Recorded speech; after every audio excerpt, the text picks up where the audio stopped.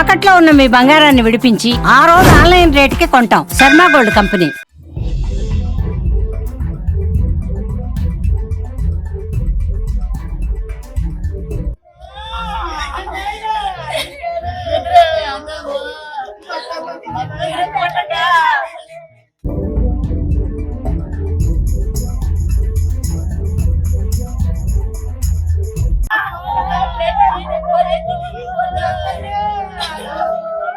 తిరుపతిలో భార్యపై అనుమానంతో అతి దారుణంగా చంపినటువంటి భర్త, ఆ తర్వాత అతను కూడా ఫ్యాన్ కి ఉరివేసుకొని ఆత్మహత్య చేసుకున్నటువంటి ఘటన తీవ్ర చర్చనీయాంశంగా మారుతోంది.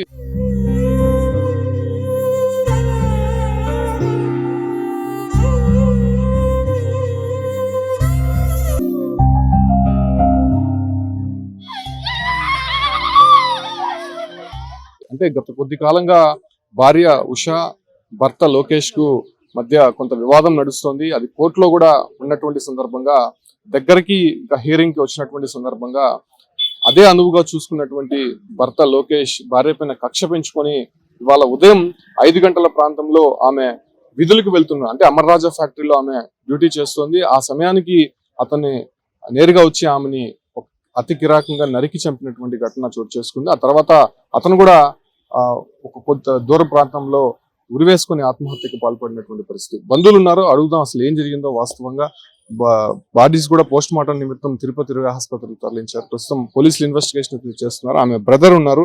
ఎప్పుడు మ్యారేజ్ అయిందన్న? 15 years అవుతుంది. ఏంటి మొదటి నుంచి కూడా ఆయన ప్రవర్తన? స్టార్టింగ్ లో బాగానే ఉన్నాడు. అనుమానం ఎక్కువ. ఎవరు మాట అన్నా వాడి మీద అనుమానం పడేది. మెంటల్ గా టార్చర్ పెట్టేది, ఫిజికల్ గా టార్చర్లు పెట్టేది. ఆ పిల్ల సంపాదన మీదే బతుకుతాడు. వాడు సంపాదించిన ఇంట్లో రూపాయుడు. వాడు చేసిందే, మా అక్క సంపాదించిందే వాడు కావాలి. సంపాదించిన మొత్తం డబ్బు వాడికి కావాలి. మనం ఏమైనా మాట్లాడితే నేనేం చేసినా, నేను చచ్చిపోతాను అనేసి 2-3 సార్లు బెదిరించినాడు.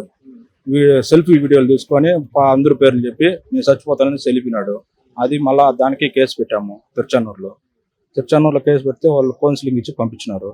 మళ్ళా ఇదంతా నా వల్ల వద్దు, నేను కోర్టుకు పోతాను, డైవర్స్ కావాలంటే డైవర్స్కి అప్లై చేసాము. రన్నింగ్ జరుగుతాను, వాయిదాలకు పోయినాము. నిన్న 17వ తేదీ వాయిదాకు పోయినాము. ఇంకా 24 వాయిదా అన్నారు. సరే వాడు ఇంకా నైట్లో అదును తలాడుతూ డ్యూటీకి పోతాండి. డ్యూటీ ఆడాడ కాసుకోండి మార్చేసి. ఎక్కడ పని చేస్తారు? అమర్రాజా. ఏ టైంకి జరిగింది? 4:45, 4:50 మధ్యలో. అంటే అతను ఒకటే చేశారా, ఇంకా వాళ్ళ బంధువులు కానీ ఎవరన్నా? అది తెలుసుకోవాలి. వాడు ఒక్కడే అనేసి చెప్పినారు. వాడు ఒక్కడు చేసి మళ్ళీ ఆడిపి ఎంతమంది అన్న పిల్లలు? 2 పిల్లలు. వాడు వచ్చి 9th, ఒక బాబు వచ్చి 9th, పాప వచ్చి 8th, 7th. నుంచి కూడా ఇట్లా హెరాస్మెంట్ చేస్తున్నారు. అంటే వాళ్ళ పెద్ద మనుషులు, మీ పెద్ద మనుషులు ఏమన్నా మాట్లాడారు? మధ్యస్థాలు చేశారు. కోర్టుకు పోయినాము, కోర్టులో తిరిగినాము. మళ్ళా వాయిదా స్టేషన్కి పోయినాము. స్టేషన్లో నుంచి మళ్ళా వచ్చినాము. అన్నీ చేసినాం. కోర్టు పోలీసు వాళ్ళ దగ్గర పోతే 2 నెలలు బాగుంటాడు. మళ్ళీ స్టార్ట్ చేస్తాడు. ఏ రకంగా స్టార్ట్ చేస్తాడు? Mental torture. ఎవడు ఉంటాడు, అనుమానం. ఎవరితో మాట్లాడినా కూడా నచ్చదు. ఇప్పుడు ఎవరికైనా మాట్లాడినారంటే ఇంటికి గొడవలు వేసుకుంటారు, కొట్టుకుంటారు, కొడతాడు, తిడతాడు, అమ్మాయిని కొడతాడు. మా అక్కను కొట్టి పంపించేసాడు. మొన్న రీసెంట్ గా 30వ తేదీ 29 జరిగింది నైట్. 30వ తేదీ పంపించేసాడు. ఆ రోజు నుంచి నాకు వద్దనేసింది. సార్ లాయర్ దగ్గరికి పోయినాము. వాయిదాలు తర్వాత వాయిదాలు పోయేసి వస్తా అంటే మరి కోర్టులో ఫైనల్ కి వచ్చింది. ఇంకా అతనికి భరణం ఇవ్వాలనేటువంటి ఒక ఆలోచనతో ఈ రకంగా జరిగింది. గిరణం ఏం అడగల. మా అక్కను ఫ్రీగా వదిలేస్తా సారా, మాకు నీకు వద్దు కదా, అనుమానం కదా, వదిలే, హ్యాపీగా ఉంటాం మేము, నువ్వు హ్యాపీగా ఉండు, ఎందుకంటావు కూడా దాన్ని మాట్లాడి చేస్తాడు. పెళ్లి చేసే టైంలో కట్నం ఏదైనా ఇచ్చారు? నేను అప్పుడు చిన్నపిల్లనే, మనకేం తెలియదు. మా నాన్న వాళ్ళకి relation, family friends, family relation. మాకు మామ అవుతాడు నాకు. అంటే మీ అమ్మగారికి తమ్ముడు. వాళ్ళ బంధువులు ఏమైనా కన్సల్ట్ అయ్యారు? అసలు ఎందుకు? వాళ్ళ బంధువులతో మాకు ఎప్పుడో దగ్గర 10 ఏళ్ళు అయిపోతుంది మాట్లాడి. మేము ఎవరితో మాట్లాడేది. వాళ్ళ బతుకు వాళ్ళది, మా బతుకు మాది. అంటే ఇన్నిసార్లు పోలీస్ స్టేషన్కి వెళ్ళారు కదా, అక్కడ ఏమి న్యాయం జరగలేదా? అదే జరగదు. వస్తాడు, కూర్చుంటాడు, తప్పు అయిపోయింది ఒప్పుకుంటాడు. నేను ఇంకా బాగుంటాను, నా పిల్లని నేను చూసుకుంటాను అంటాడు. 2 నెలలు బాగుంటాడు, 6 నెలలు బాగుంటాడు, మళ్ళీ స్టార్ట్ చేస్తాడు. అమ్మాయికి సోదరుడు ఇతను స్టార్టింగ్ నుంచి మొదటగా ఆ అమ్మాయిని హెరాస్ చేయడము, ఆ రకంగా ఎన్నో ఇబ్బందులు కూడా గురి చేశారని కూడా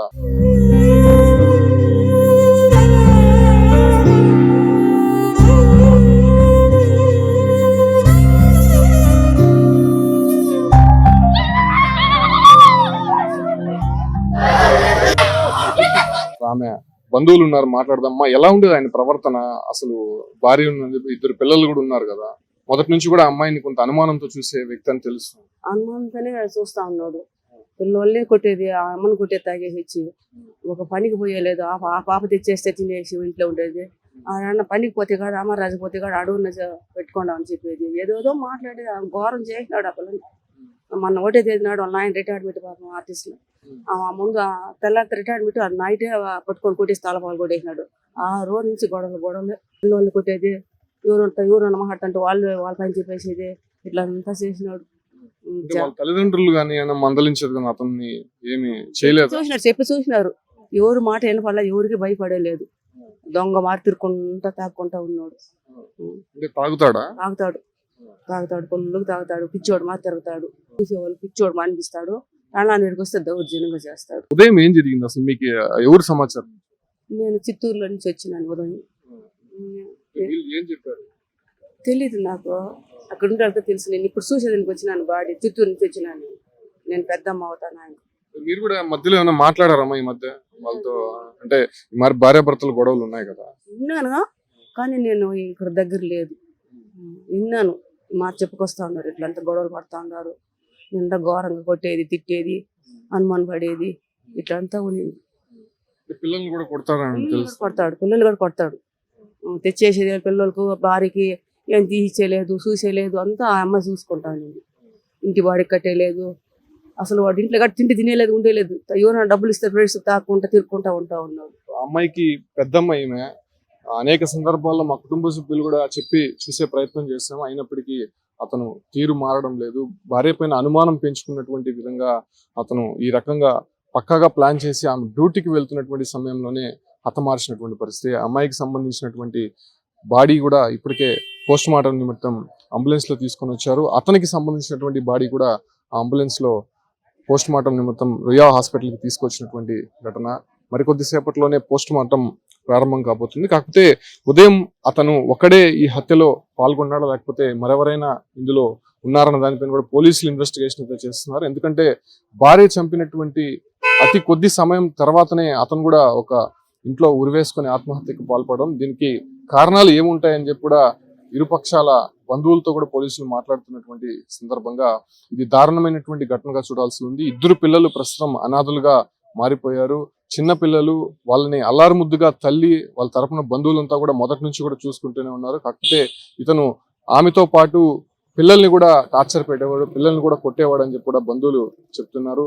డైవర్స్ కేసు ఫైనల్ స్టేజ్ రావడంతోనే ఒక్కసారిగా కక్ష పెంచుకున్నటువంటి అతను ఆమె డ్యూటీకి వెళ్తుండగా కత్తులతో దాడి చేసి అతి దారుణంగా రోడ్డు పైన చంపేశాడు. ఆ తర్వాత అతను కూడా సూసైడ్ చేశారు. ప్రస్తుతం పోలీస్ ఇన్వెస్టిగేషన్ జరుగుతుంది. దీనిపైన పోలీసులు విచారణలో ఎటువంటి విషయాలు బయటకు వస్తాయో వేచి చూడాల్సిన అంశంగా మారిందని